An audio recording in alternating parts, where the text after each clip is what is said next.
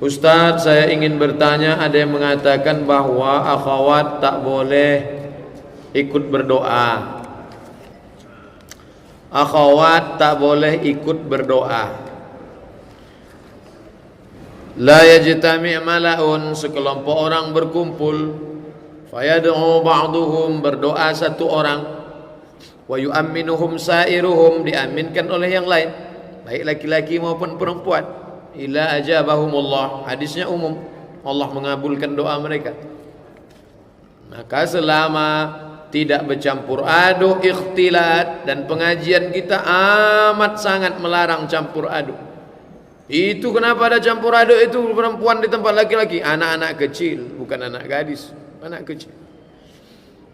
Perempuan dipasang pakai satir, hijab, tirai, dan tak ada campur aduk. Tidak ada pakai solek-solek jahiliyah. Belum pernah saya nengok ibu-ibu pengajian subuh sampai pakai make up berlebihan, tak pernah.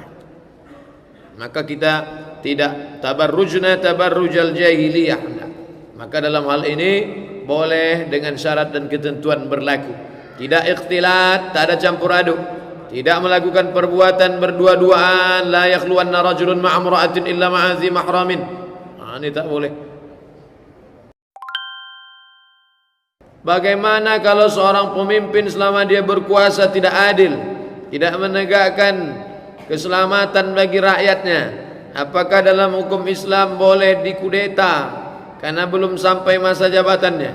Saya pernah mendengar ulama Madinah mengatakan, hendaklah dia bersabar dengan pemimpin yang zalim sampai masa jabatannya habis. Man ra'a minkum mungkaran, siapa di antara kalian yang menengok kemungkaran, falyughayyirhu biyadihi, cegahlah dengan tangan. Fa illam yastati', kalau tak sanggup, fa bilisani, dengan lidah. Fa illam yastati', kalau tak sanggup, fa biqalbi, dengan hati. Jangan lupa, yang tidak boleh itu adalah parlemen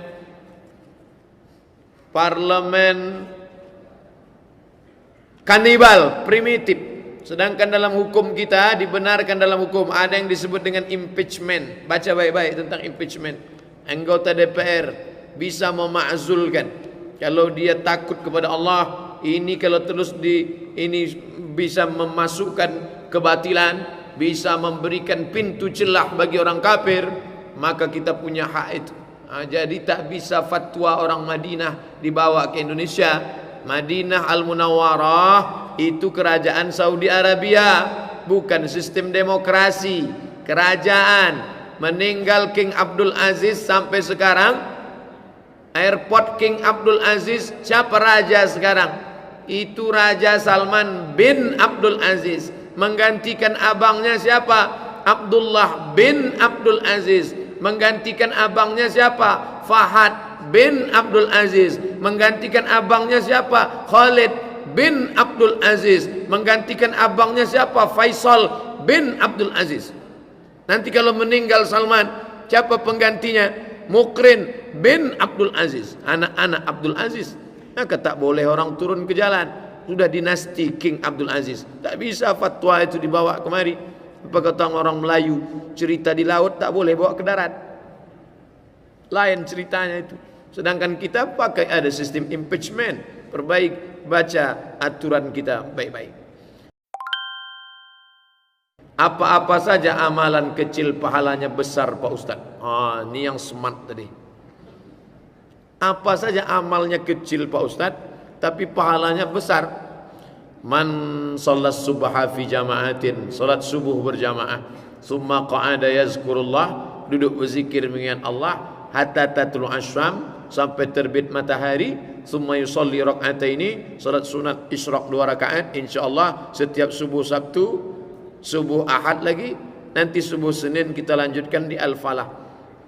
Sekali, bukan rutin tiap Senin, tak. Kanat lahu syukran, terima kasih. Kanat lahu ka ajri hajjatin wa umrah, dapat pahala seperti haji dan umrah. Ini kecil tapi amalnya luar biasa. Yang kedua lagi Pak Ustaz, banyak-banyak selawat. Allahumma salli ala sayyidina Muhammad wa ala ali Muhammad. Allahumma salli ala sayyidina Muhammad. 1 kali salawat sallallahu alaihi biha ansara, dibalas 10 kebaikan. Wa huttat anhu ansara sayiat, dibalas 10 kesalahan ditutupi. Wa rufi'allahu ansara darajat, dinaikkan 10 tingkatan kebaikan. Yang ketiga Pak Ustaz, sedekah untuk masjid. 1 sak semen, 1 meter tanah, 1 tiang cor, sanggup bangun utuh, baik. Ma la yudraku kulluh la yutraku ba'du. Kalau tak bisa semua, paling tidak jangan tinggalkan semua. Ini amat sangat baik sekali. Salat berjamaah, salat sunat isyraq, subuh, banyak-banyak berselawat, sedekah untuk masjid. 3 ini aja Pak Ustaz, banyak yang lain. Amalkan aja yang 3 ini, nanti baru kita tambah yang lain.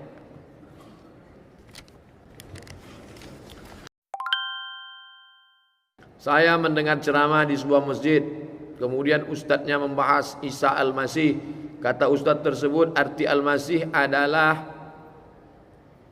Nabi Isa tersebut berdakwah pada malam hari. Al-Masih artinya malam. Dari mana ini Al-Masih malam? Al-Masih diambil dari kata masaha yamsahu.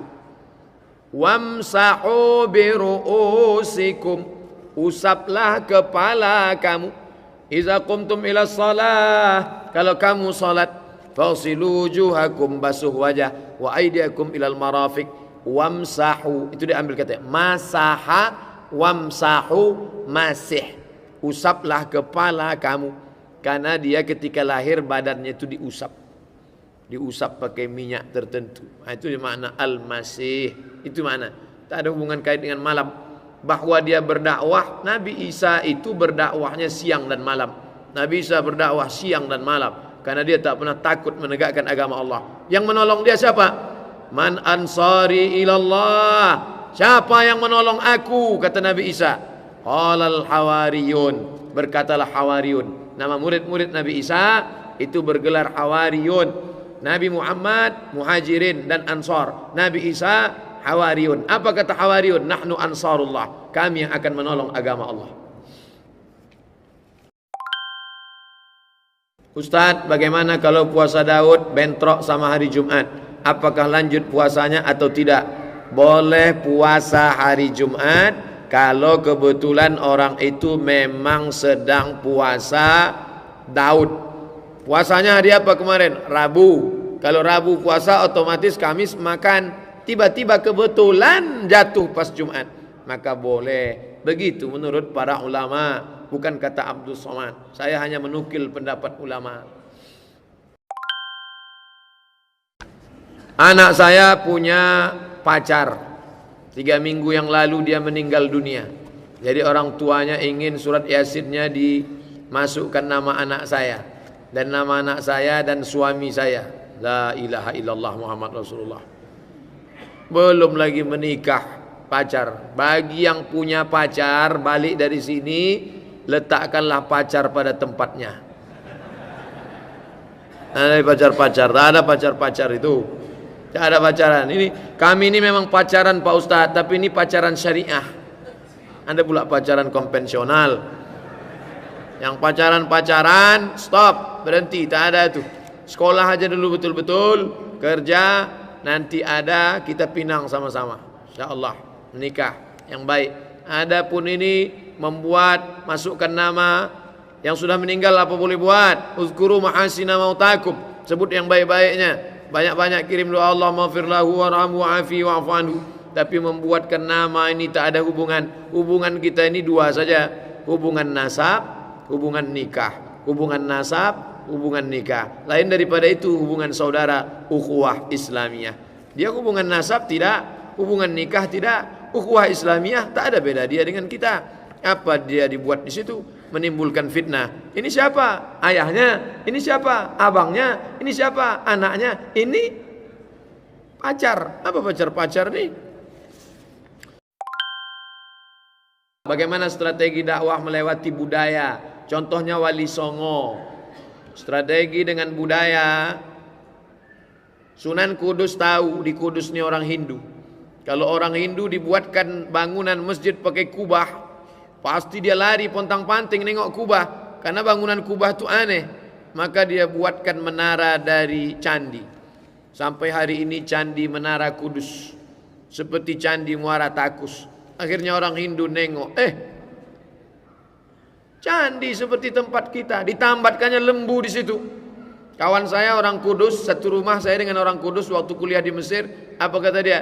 Sampai hari ini kami Idul Adha tidak motong sapi, Mat. Kenapa? Karena Sunan Kudus melarang motong sapi, toleransi. Jadi kalau ada orang mengatakan Islam itu ekstrem, teroris, banyak belajar bagaimana islamisasi masyarakat Jawa lewat Wali Songo. Ditambatkannya lembu di situ. Akhirnya orang Hindu melihat ada candi, ada lembu. Kemudian mereka mulai dekat. Dia tahu orang Jawa ini suka nyanyi-nyanyi. Maka dibuatkannya gending, gamelan, tapi lagunya lagu solawat. Solawat-solawat isinya. Itulah yang kita dengar. Sampai hari ini orang Jawa suka solawat-solawat. Masjid-masjid yang ada di perkampungan pemukiman orang Jawa di Riau ini, itu banyak solawat-solawat. Ini adalah islamisasi lewat budaya. Yang tak boleh itu adalah memperturutkan budaya sehingga agamanya kalah. Itu tak bisa. Mentang-mentang ceramah ke Papua lalu kalah agama, diikutkannya budaya Papua. Boleh sholat pakai koteka. Itu tak betul. Agama tak boleh kalah. Agama itu yang merubah budaya, tapi dengan cara lembut. Apa hukum transaksi jual beli di masjid? La arbahallahu tijaratahu. Kalau ada orang jualan di masjid, kata Nabi, la arbahallahu tijaratahu. Ibu-ibu sore-sore wirid Yasin, ada yang bawa bakwan, ada yang bawa mukena, ada yang bawa jilbab. La arbahallahu tijaratahu. Semoga Allah tidak memberikan keuntungan pada jualannya. Yang dimaksud dengan masjid itu mana? Yang dipakai untuk sholat. Inilah masjid. Adapun pelataran, emperan, maka itu tidak masjid. Kalaulah semua yang di bawah atap ini dianggap masjid, maka semua imam-imam, khotib-khotib, ustadz-ustadz ini pelaku dosa besar. Karena di bawah atapnya ada kamar mandi, di depan nih, berarti dia udah kencing dalam masjid. Jangan katakan semua yang di bawah atap ini masjid. Masjid itu adalah yang biasa dipakai sholat secara umum. Inilah masjid. Jualan dari sini, ini tak boleh. Adapun pelataran, dibukakan kios di sana, usaha untuk masjid, Masjid Al-Falah, bagian bawahnya ada rumah sehat, ada dibuatkan jualan. Itu bukan jualan di masjid namanya. Pahami dengan baik.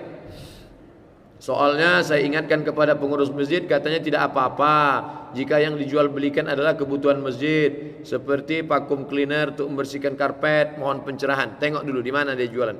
Di dalam masjid enggak. Apalagi kalau sholat azan Jumat sudah dikumandangkan. Oh, itu tak ada tawar-menawar sama sekali. Batal. Jual beli setelah azan Jumat batal. Haram dimakan duit hasil jual beli itu.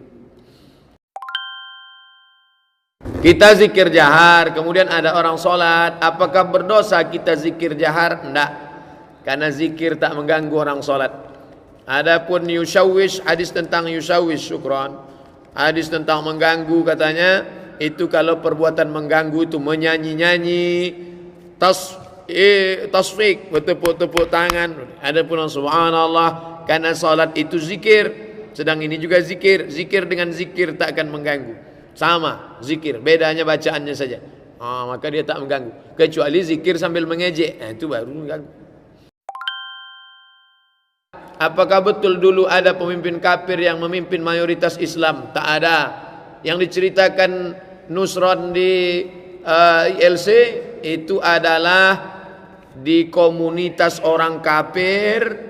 Waktu itu penyebaran Islam belum kafah, belum sampai semua ke situ. Lalu di komunitas orang kafir itu tak ada orang Islam di situ, tapi dia sudah mulai tunduk kepada orang Islam. Namanya kafir zimmi. Lalu ada satu pemimpin kafir untuk orang kafir itu. Sama seperti kita, gubernur di Papua, bupati di Wamena. Itu pemimpin dia. Adapun Pekanbaru dipimpin kafir, orang kafir diangkat menjadi gubernur Basrah, Kufah, Irak, maka itu tak ada pernah dalam sejarah Islam. Jangan dipelintir. Ini orang-orang liberal ini suka mempelintir-pelintir riwayat untuk pembenaran, bukan mencari kebenaran.